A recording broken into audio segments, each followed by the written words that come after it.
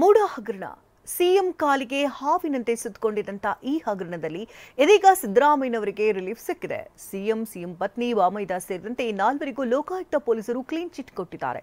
ಈ ಸುದ್ದಿಗಳನ್ನು ನೋಡೋಣ MUDA clean chit news top 9ನಲ್ಲಿ. ಮುಡ ಬ್ರಹ್ಮಾಂಡ ಭ್ರಷ್ಟಾಚಾರ ಪ್ರಕರಣ ದೊಡ್ಡ ಸದ್ದು ಮಾಡಿತ್ತು. ಸಿಎಂ ಸಿದ್ದರಾಮಯ್ಯಗೆ ಮುಡಾ ಪ್ರಕರಣದಲ್ಲಿ ಬಿಗ್ ರಿಲೀಫ್ ಸಿಕ್ಕಿದೆ.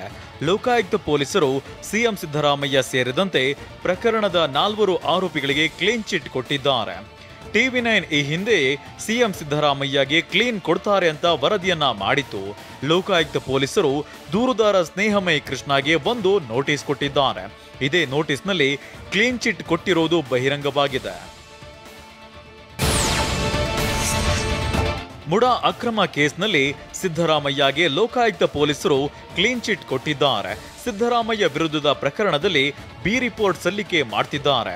ಕೇವಲ ಸಿಎಂ ಮಾತ್ರವಲ್ಲ, ಪತ್ನಿ ಪಾರ್ವತಿ, ಬಾಮೈದ ಮಲ್ಲಿಕಾರ್ಜುನ ಸ್ವಾಮಿ, ಜಮೀನು ಮಾಲೀಕ ದೇವರಾಜ್ಗೆ ರಿಲೀಫ್ ಸಿಕ್ಕಿದೆ. ಇಂದು ಜನಪ್ರತಿನಿಧಿಗಳ ಕೋರ್ಟ್ಗೆ ಲೋಕಾಯುಕ್ತ ಪೊಲೀಸರು ವರದಿಯನ್ನ ಸಲ್ಲಿಸುತ್ತಿದ್ದಾರೆ. ಲೋಕಾಯುಕ್ತ ಪೊಲೀಸರು ಕೋರ್ಟ್ಗೆ ವರದಿ ಸಲ್ಲಿಕೆಗೂ ಮುನ್ನ ದೂರುದಾರ ಸ್ನೇಹಮಯಿ ಕೃಷ್ಣಗೆ ಒಂದು ನೋಟಿಸ್ ಕೊಟ್ಟಿದ್ದಾರೆ. ಸಾಕ್ಷ್ಯಾಧಾರಗಳ ಕೊರತೆ ಇದೆ, ಹೀಗಾಗಿ ಅಂತಿಮ ವರದಿಯನ್ನ ನ್ಯಾಯಾಲಯಕ್ಕೆ ಸಲ್ಲಿಸುತ್ತಿದ್ದೇವೆ.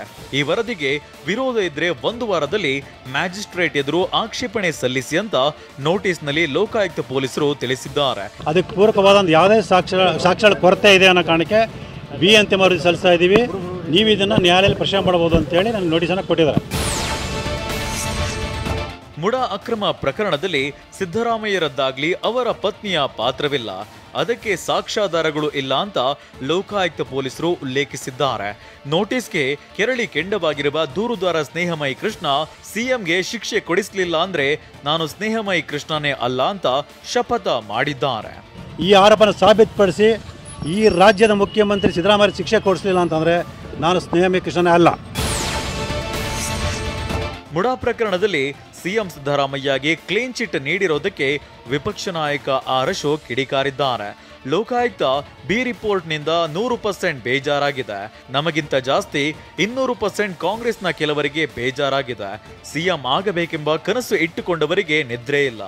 ಅವರ ಕನಸು ನುಚ್ಚು ನೂರಾಗಿದೆ ಅಂತ ಆಕ್ರೋಶ ಹೊರಹಾಕಿದ್ದಾರೆ. ಈ ಲೋಕಾಯುಕ್ತ ಬಿ ರಿಪೋರ್ಟ್ ಇಂದ 100ಕ್ಕೆ 100% ನಮಗೆ ಬೇಜಾರಾಗಿದೆ, ನೋವಾಗಿದೆ. ಆದರೆ ನಮಗಿಂತ ಜಾಸ್ತಿ ಕಾಂಗ್ರೆಸ್ ಅಲ್ಲಿರುವಂಥ ಹಲವಾರು ನಾಯಕರಿಗೆ ಯಾರ್ಯಾರು ಸಿಎಂ ಕನಸುಗಳು ಇಟ್ಕೊಂಡಿದ್ರು ಅವ್ರು ಯಾರಿಗೂ ನಾಳೆ ನಿದ್ದೆ ಇಲ್ಲ. ಅವ್ರಿಗೆ ಮುಡಾ ಪ್ರಕರಣ ಮುಚ್ಚಿ ಹಾಕಲು ಹುನ್ನಾರ ಅಂತ ಬೆಂಗಳೂರಿನಲ್ಲಿ ವಿಪಕ್ಷ ನಾಯಕ ಆರ್ ಅಶೋಕ್ ಆಕ್ರೋಶ ಹೊರಹಾಕಿದ್ರು. ಏನು ಇಲ್ಲ ಅಂದ್ರೆ ದುಬಾರಿ ವಕೀಲರನ್ನ ಏಕೆ ಕರೆತಂದ್ರಿ? ಹಳ್ಳಿ ವಕೀಲರಿಂದ ಕೇಸ್ ಎದುರಿಸಬಹುದಿತ್ತು ಅಲ್ವಾ? ಪೊಲೀಸ್ ಅಧಿಕಾರಿಗೆ ವರ್ಗಾವಣೆ, ಪ್ರಮೋಷನ್ ಬೇಕು, ಅದಕ್ಕೆ ಹೀಗೆ ಮಾಡಿದ್ದಾರೆ ಅಂತ ಅಶೋಕ್ ಆರೋಪಿಸಿದ್ರು. ಸಿಬಿಐ ತನಿಖೆಗೆ ಕೊಟ್ರೆ ಮಾತ್ರ ಸತ್ಯ ಹೊರಗಡೆ ಬರುತ್ತೆ. ಕ್ಲೀನ್ ಚಿಟ್ ಅಲ್ಲ, ನಿರ್ಮಾ ಪೌಡರ್ ಹಾಕಿ ತೊಳೆದಿದ್ದಾರೆ ಅಂತ ಬೆಂಗಳೂರಿನಲ್ಲಿ ವಿಪಕ್ಷ ನಾಯಕ ಆರ್ ಅಶೋಕ್ ಕಿಡಿಕಾರಿದ್ದಾರೆ. ಸಿದ್ದರಾಮಯ್ಯ ಅಂಡ್ ಅವರ ಗ್ಯಾಂಗ್ ಎಲ್ಲನೂ ಮುಚ್ಚಾಕಕ್ಕೆ ಪೂರ್ವ ನಿಯೋಜಿತವಾಗಿ ಮಾಡಿರುವಂಥದ್ದು ಇದು ಸ್ಪಷ್ಟವಾಗಿ ಕಾಣ್ತಾ ಇದೆ. ಕ್ಲೀನ್ ಚಿಟ್ ಅಲ್ಲ, ನಿರ್ಮಾ ಸರ್ಫ್ ಅಂತ ಬರ್ತದಲ್ಲ ಹಾಕೊಂಡು ತೊಳೆದ್ಬಿಟ್ಟಿದ್ದಾರೆ ಅಷ್ಟೇ, ಏನು ಉಳಿದಿಲ್ಲ. ಸಿದ್ದರಾಮಯ್ಯ ಅಧಿಕಾರ ಬಳಸಿ ಕ್ಲೀನ್ ಚಿಟ್ ಪಡೆದಿದ್ದಾರೆ ಅಂತ ಬಿಜೆಪಿ ಎಂಎಲ್ಸಿ ಛಲವಾದಿ ನಾರಾಯಣಸ್ವಾಮಿ ಆರೋಪಿಸಿದ್ರು. ಮುಡಾ ಅಕ್ರಮದ ಬಗ್ಗೆ ಸಿಬಿಐ ತನಿಖೆಗೆ ನೀಡಿದ್ರೆ ಬಯಲಾಗ್ತದೆ. ಕಾಂಗ್ರೆಸ್ನವರಿಗೆ ಸಿಬಿಐ ಮೇಲೆ ವಿಶ್ವಾಸವಿಲ್ಲವೆಂದ್ರೆ ಏನರ್ಥ? ಕಾಂಗ್ರೆಸ್ನವರು ಕೇಂದ್ರದಲ್ಲಿದ್ದಾಗ ನಡೆದ ತನಿಖೆಗಳ ಸ್ಥಿತಿ ಏನು?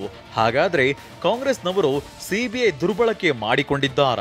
ಮುಡಾ ಅಕ್ರಮದ ವಿರುದ್ಧ ನಮ್ಮ ಹೋರಾಟ ನಿರಂತರವಾಗಿರಲಿದೆ ಅಂತ ಹೇಳಿದ್ದಾರೆ. ಈಗಲೂ ಸಿಬಿಐ ಕೊಡಿ, ನೀವು ನಿಮ್ಮ ಸತ್ಯ ಹೊರಗಡೆ ಬರ್ತದೆ. ನೀವು ಸಮಯ ದಬ್ಬ ಕೆಲಸ ಮಾಡ್ತಾ ಇರೋದು ನಿಮಗೂ ಗೊತ್ತಿದೆ.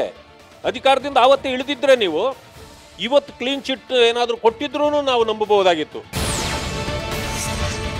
ಬಿಜೆಪಿಯವರ ಆರೋಪಕ್ಕೆ ಸಿಎಂ ಕಾನೂನು ಸಲಹೆಗಾರ ಎಎಸ್ ಪೊನ್ನಣ್ಣ ತಿರುಗೇಟನ್ನ ಕೊಟ್ಟಿದ್ದಾರೆ. ಕಾನೂನಿನ ಚೌಕಟ್ಟಿನಲ್ಲಿ ಏನಾಗಬೇಕು ಅದಾಗಿದೆ. ಬಿಜೆಪಿಯವರು ಎಫ್ಬಿಐ ತನಿಖೆ ಮಾಡಿಸಿದ್ರು ಸರಿಯಿಲ್ಲ ಅಂತಾರೆ ಎಂದಿದ್ದಾರೆ. ಬಿಜೆಪಿಯವರ ರಾಜಕೀಯಕ್ಕೆ ಉತ್ತರ ಕೊಡೋಕ್ಕಾಗೋದಿಲ್ಲ. ಅವರು ಏನ್ ಮಾಡಿದ್ರು ಸರಿ ತಪ್ಪು ಅಂತ ಹೇಳ್ತಾರೆ. ಎಫ್ಬಿಐ ತನಿಖೆ ಮಾಡಿದ್ರು ಕೂಡ ಎಫ್ಬಿಐ ಸರಿ ಇಲ್ಲ ಅಂತ. ಸ್ನೇಹಮಯಿ ಕೃಷ್ಣ ಮೂಲಕ ಮಸಿ ಬಳಿಯಲು ಯತ್ನಿಸಿದ್ರು ಅಂತ ಮೈಸೂರಿನಲ್ಲಿ ಕೆಪಿಸಿಸಿ ವಕ್ತಾರ ಎಂ ಲಕ್ಷ್ಮಣ್ ಹೇಳಿದ್ದಾರೆ. ಬಿಜೆಪಿ ಜೆಡಿಎಸ್ ನಾಯಕರು ಮಸಿ ಬಳಿಯಲು ಪ್ರಯತ್ನ ಮಾಡಿದ್ರು. ಪ್ರಕರಣದಲ್ಲಿ ಸಿಎಂ ಪ್ರಭಾವ ಇಲ್ಲ ಅಂತ ಹೇಳಲಾಗಿದೆ. ಈಗಲಾದ್ರೂ ಸ್ನೇಹಮಯಿ ಕೃಷ್ಣ ಇದನ್ನ ಇಲ್ಲಿಗೆ ಬಿಡಬೇಕು. ತನಿಖಾ ಸಂಸ್ಥೆ ನೀಡುವ ತೀರ್ಪನ್ನ ಗೌರವಿಸಬೇಕು. ಮುಡಾ ಹಗರಣದ ವಿರುದ್ಧ ಸ್ನೇಹಮಯಿ ಕೃಷ್ಣ ಹೋರಾಡಲಿ, ನಾವು ಕೂಡ ಬೆಂಬಲ ನೀಡ್ತೇವೆ ಅಂತ ಟಾಂಗ್ ಕೊಟ್ಟಿದ್ದಾರೆ. ಈಗಾಗಲೇ ಇಡಿ ಏನು ಕೇಸ್ನ ಫೈಲ್ ಮಾಡಿರುವಂಥದ್ದು, ಆ ಸೈಟ್ಗಳನ್ನ ಕನ್ಫಿಸ್ಕೇಟ್ ಮಾಡ್ಕೊಂಡಿದ್ರೆ ಅದ್ರ ವಿರುದ್ಧ ನೀವು ಹೋರಾಟವನ್ನು ಕಂಟಿನ್ಯೂ ಮಾಡಿ. ಸ್ನೇಹಮಯಿ ಕೃಷ್ಣರವರೇ, ನಿಮ್ಮ ಜೊತೆ ನಾವಿರ್ತೀವಿ.